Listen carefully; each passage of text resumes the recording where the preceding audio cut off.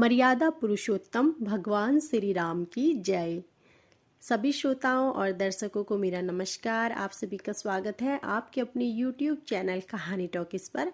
तो आइए आज मैं आपको अपनी इस वीडियो में रामनवमी के विषय में संपूर्ण जानकारी बताऊंगी। रामनवमी पूजा मुहूर्त के विषय में, रामनवमी के महत्व के विषय में, रामनवमी से जुड़ी कथा के विषय में तथा रामनवमी पूजा विधि के विषय में।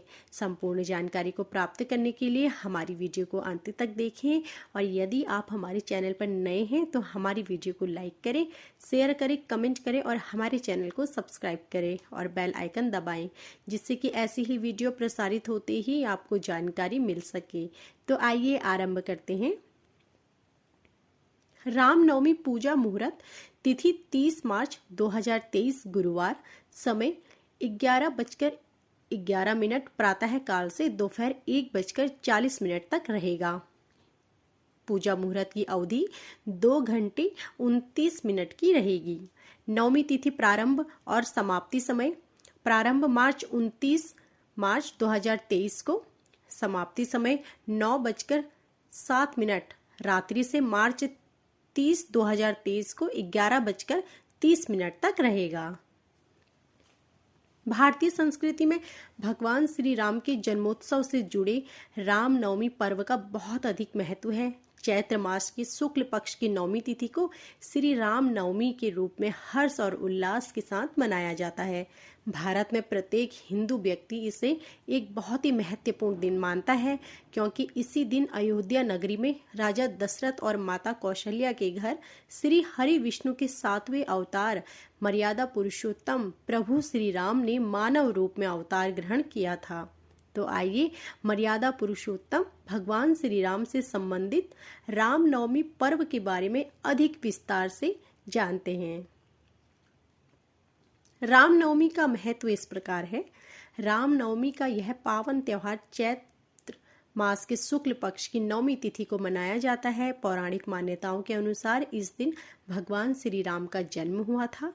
प्राचीन धर्म शास्त्रों के अनुसार त्रेता युग में रावण के अत्याचारों को खत्म करने तथा धर्म की पुनर्स्थापना करने के लिए श्री हरि विष्णु ने प्रभु श्री राम के रूप में अवतार लिया था। शास्त्रों के अनुसार प्रभु श्री राम का जन्म चैत्र शुक्ल पक्ष की नवमी तिथि के दिन पुनर्वसु नक्षत्र तथा कर्क लगन में हुआ था।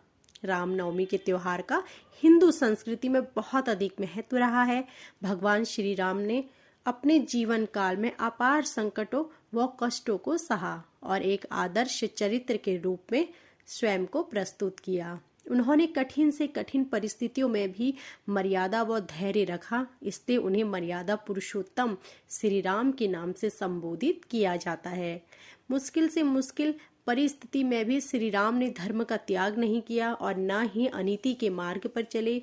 इन सब गुणों के चलते उन्हें पुरुषोत्तम महापुरुष की संज्ञा मिली है। भारत में रामनवमी के दिन व्रत, उपवास व पूजन किया जाता है। इस पर्व के साथ ही चैत्र नवरात्रि का समापन भी होता है। इस दिन भगवान श्री राम की श्रद्धा पूर्वक पूजा अर्चना करने से सुख, समृद्धि, शांति, सौभाग्य व संतान सुख की प्राप्ति होती है। इस पवित्र पर्व पर भक्तगण पवित्र तीर्थ स्थलों की यात्रा व नदियों में स्नान करके पुण्य कमाते हैं।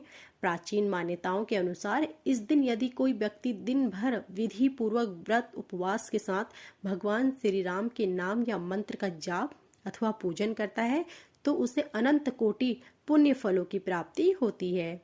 इस दिन धन, अन्न, वस्त्र, भोजन आदि के दान का भी बहुत अधिक महत्व है। ऐसा करने से व्यक्ति के न सिर्फ इस जन्म के बल्कि पूर्व जन्म के पापों का भी नाश होता है। श्री राम नवमी का यह पावन पर्व नवरात्रि के आखिरी दिन मनाया जाता है। इस दिन 2 वर्ष से लेकर 10 वर्ष तक की छोटी कन्याओं को घर पर बुलाकर कंजक जिमाने की भी परंपरा है।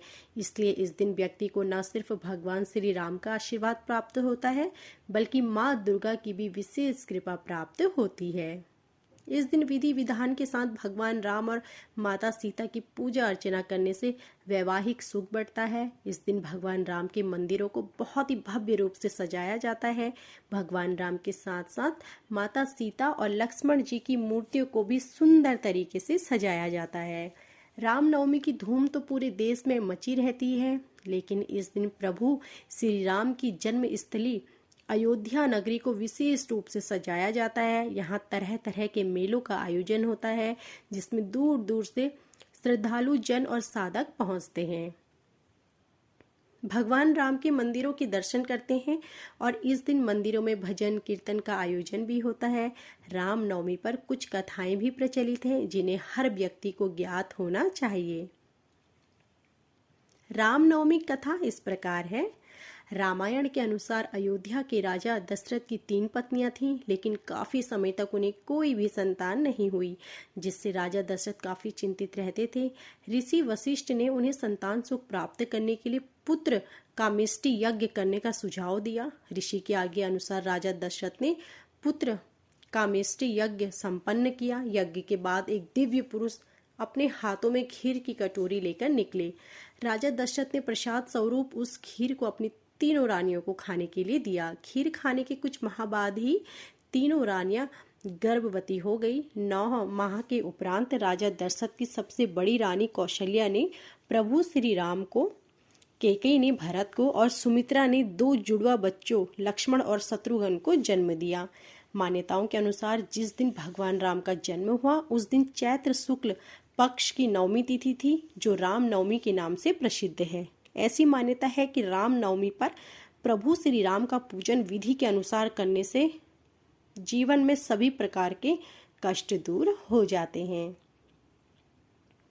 रामनवमी पूजन विधि इस प्रकार है। रामनवमी की पूजन विधि को शुभ मुहूर्त पर करने से विशेष लाभ प्राप्त होते हैं। तो आइए जानते हैं कि क्या है रामनवमी की सटीक पूजन विधि। रामनवमी के दिन प्रातः ब्रह्म मुहूर्त में उठकर स्नान आदि से निवृत्त होकर स्वच्छ वस्त्र धारण करें। फिर घर के पूजा स्थल में राम दरबार का चित्र या प्रतिमा लेकर उन्हें गंगा जल या पंचामृत से शुद्ध कर लें। शुद्धि के बाद उन्हें रोली, चंदन या हल्दी से तिलक लगाएं व पीले पुष्पों की माला अर्पित करें। फिर शुद्ध घी का दीपक और अगरबत्ती धूप बत्ती जलाएं। सर्वप्रथम श्री गणेश जी का पूजन करें। फिर भगवान श्री राम, लक्ष्मण, माँ सीता व हनुमान जी की विधि विधान से पूजा अर्चना करें। आप चाहें तो रामचरितमानस, श्री राम रक्षा स्तोत्र या रामायण का पाठ भी कर सकते हैं। पूजन के बाद उन्हें भोग और तुलसी जी अर्पित करें। अंत में आरती करके अपनी मनोकामनाओं की पूर्ति हेतु प्रार्थना करें। तो यह थी आज की हमारी संपूर्ण रामनवमी के विषय में जानकारी। आशा करती हूँ कि आपको हमारी यह वीडियो पसंद आई होगी।